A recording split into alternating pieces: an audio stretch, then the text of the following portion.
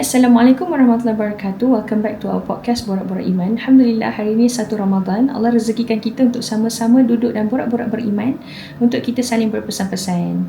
So, kita buat konten bukanlah kerana ada yang mahu mendengar, bukanlah kerana kita ni famous, bukanlah kerana kita ni somebody, tapi melainkan kerana ada pesan-pesan keimanan yang kita yakin kita kena sampaikan kepada kemanusiaan sebagai sebahagian daripada bentuk partisipasi kita dalam perjuangan untuk menegakkan Islam dan juga memenangkan Islam pada akhir zaman, insyaAllah. Jadi motivasi saya personally adalah daripada hadis Rasulullah SAW. Siapa yang menunjukkan seseorang jalan kepada kebaikan dan orang tu buat, maka kita akan dapat pahala dia tanpa mengurangi sedikit pun pahala dia. Jadi harapannya adalah semua yang tengok ni silalah beramal banyak-banyak supaya saya dapat tumpang pahala semua orang, kan. Tapi jangan risau, takkan berkurang pun pahala korang semua, insyaAllah. Okey, jadi dan juga sedikit pemberitahuan, lepas daripada ni kita punya konten-konten akan banyak di-upload di channel Al-Khawat. Kalau sebelum ni kita banyak upload di channel Nabil Hassan ataupun di channel Iman Moment ataupun Iman Moment TV. Tetapi ketiga-tiga channel tersebut telah pun di-disable ataupun di-remove ataupun banyak sekatan dilakukan kepada channel-channel tu menyebabkan kita tak boleh upload ke dan sebagainya, dan juga telah pun demonetize. Maksudnya kita tak dapat apa-apa lah. So memang basically dah lama pun kita tak dapat apa-apa yang bersifat duniawi. Tetapi kita mengharapkan hanya daripada Allah Subhanahu Wa Taala dan kita harapkan kepada kebangkitan umat, insya-Allah.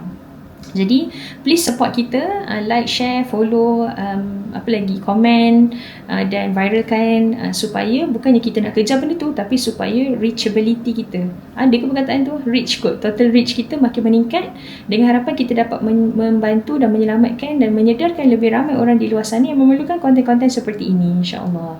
Okay, setelah sedikit housekeeping, so insyaAllah hari ni kita nak borak-borak tentang satu benda yang I believe it's very important and it's worth sharing. That's why I'm creating these videos. This video, satu je S. This video, dia adalah hasil daripada pre-reading saya untuk mendatangi Ramadan yang kali ni. So ada satu part yang saya rasa macam interesting lah untuk share. Dia adalah berkaitan tentang mind setting, tentang tarawih. So kita semua selalu kan macam akan excited untuk solat tarawih sebab dia very rare, dia adalah setahun sekali, dia adalah macam what makes Ramadan for certain people, kan. So bila kita sebut tentang tarawih, selalunya first thing that come to our mind adalah 8 ke 20 macam tu, kan. Ataupun faktor-faktor yang menyebabkan kita pilih satu-satu masjid. Selalunya apa? Imam dia baca sedap ke, panjang ke, laju ke, lama ke, aircon ada ke, dia punya kapet wangi ke, tebal ke, kan. So nanti kita nak sujud lama-lama, kita punya dahi sakit, kan. Ada kowe ke tak ada kowe, nanti dahaga. So macam-macam, multifactorial, kan. Tapi kita tak nak lagi dah mendatangi tarawih dan memilih satu-satu tempat kerana itu sahaja semata-mata. Tapi kita nak datang kepada tarawih dengan kefahaman. So risalah ni ditulis oleh namanya Asy-Syahid Imam Ahsan Al-Banna, seorang mujaddid, seorang mujahid, seorang yang syahid, seorang yang berjasa kepada kita semua umat Islam, especially sejak daripada kejatuhan Islam pada 1924. Dia antara figure utama yang bersemangat menjualkan segala yang ada pada dirinya, termasuk darah dan nyawa, untuk membuat umat ni kembali kepada Quran dan bangkit.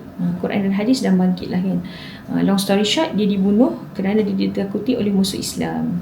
Okey, jadi dia banyaklah meninggalkan karya-karya dalam bentuk manusia, maksudnya dia punya anak binaan, dan juga in term of penulisan untuk enlighten us, yang merupakan generasi yang datang kepada selepas-lepas daripada tu, kan. Jadi salah satu risalah dia berkaitan dengan Ramadan yang saya kira macam very interesting sebab dia ada menyentuh tentang how kita mendatangi tarawih. Kita ni banyaknya dah datang tarawih dengan dipengaruhi dengan culture, dengan apa yang kita kata kebiasaan, dengan vibing dan sebagainya. Sampai kita sebenarnya hilang the real essence of tarawih itself. So tarawih ni daripada perkataan roha ataupun rehat. So tarawih meant to merehatkan kita. Tapi kita, tarawih ni membebankan kita sebab dia panjang, dia lama, especially masjid yang baca banyak-banyak page, kan. Sedangkan memang itulah dia tarawih. Tarawih adalah, dia cerita kat dalam ni, objektif utama dia adalah ada dua. Yang pertama, how far kita akan makin dekat dalam menjalin hubungan dengan Allah dan mendekatkan diri kita dengan kitab Allah.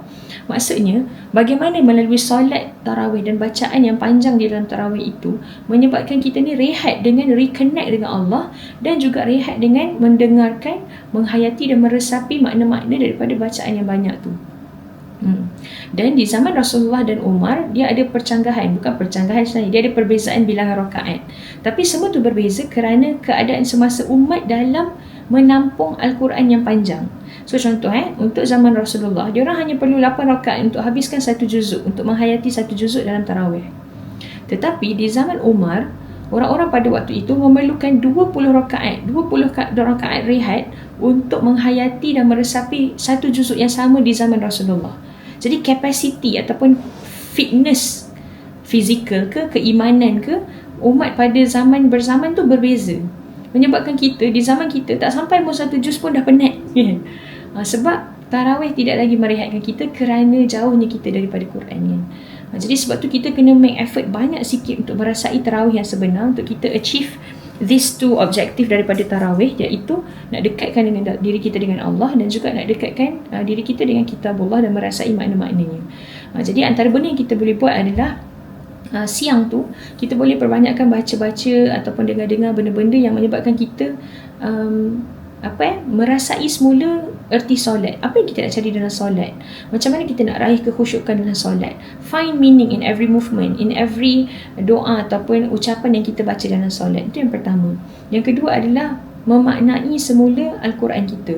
So bila siang-siang kita tadarus, kita tilawah, jangan lupa juga baca terjemahan dan tadabbur, dan baca tafsir ataupun dengar podcast-podcast yang summarizekan ke, yang explain setiap surah ke, supaya kita tahu malam ni dia akan baca benda tu, kita akan dah datang dengan satu pre-existing knowledge ataupun information tentang juz tersebut ataupun surah yang akan dibacakan tersebut.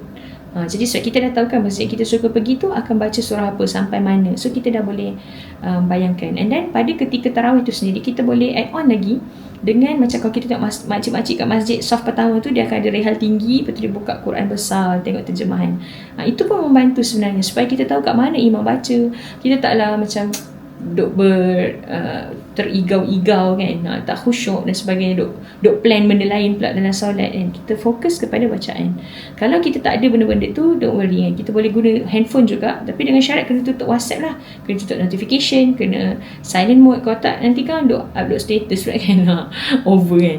Ini bukan apps Quran sahaja untuk kita merasai dan membaca maksud-maksud dan merasai bacaan tersebut. So hopefully kita akan betul-betul kali ni, Ramadan kali ni, kalau Ramadan lepas kita dah salah dalam mendatangi tarawih, tak apa, kita doa agar Allah mengampunkan kita, moga tetap ada pahala kerana bermujahadah. Tapi kali ni kita nak full impact, kita nak dapat seluruh objektif daripada tarawih yang sebenar yang Allah nak kita dapat, iaitu dekat dengan Allah dan juga dekat dengan kitabullah. Jadi janganlah bergaduh isu 8 ke 20 siapa lebih baik, orang ni solat banyak, orang ni solat sikit. Tak, dia adalah sejauh mana kita memaknai bacaan Quran dan rehat dan connected dengan Allah dan Quran melalui tarawih tersebut. So kalau lah solat 8 ke 20 tapi tak connected, sama je. Tak kisahlah solat 8 ke 20, tapi kalau connected, subhanallah, itu yang terbaik. Okay, wallahu a'lam. So moga-moga bermanfaat. Kalau rasa bermanfaat, silakan like, share dan komen kepada kawan-kawan supaya ramai orang lagi boleh dapat benefit yang sama.